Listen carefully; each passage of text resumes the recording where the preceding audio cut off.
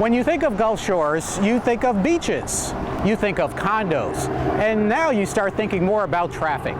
Highway 59 and Beach Boulevard, a very active part of the city. You know, the Giant Shark is a landmark, the Hangout Music Festival a landmark, and of course the entrance to the beaches.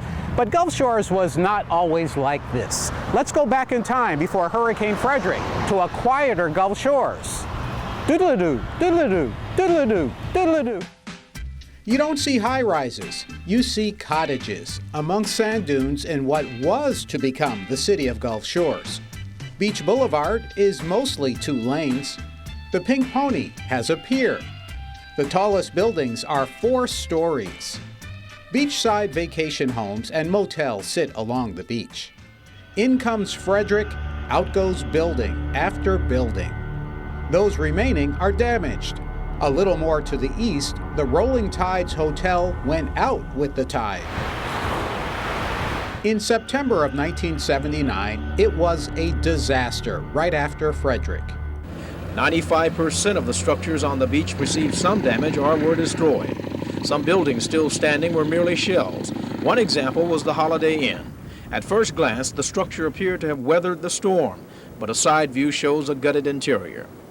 Seeing Gulf Shores Beach is a 95% loss.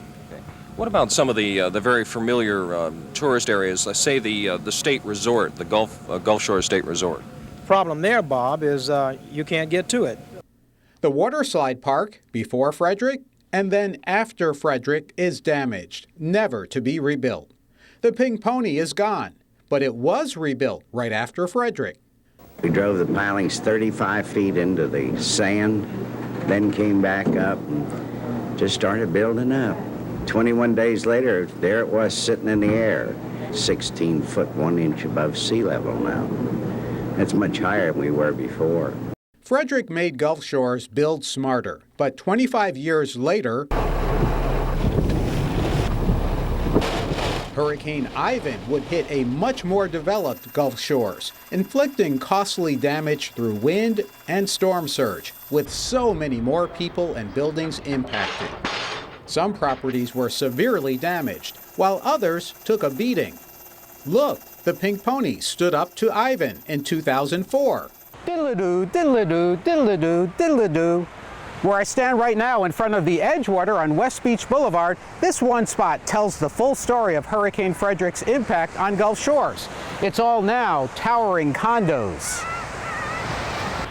Before Frederic, it was just a few beach homes and a restaurant called the Crimson Tiki. Frederic wiped the slate clean in 1979, leaving nothing but sand where the restaurant was. Then a condo sprouted. The Edgewater was alone. When Hurricane Ivan hit in 2004, the Edgewater stood with tropical winds and Surfside.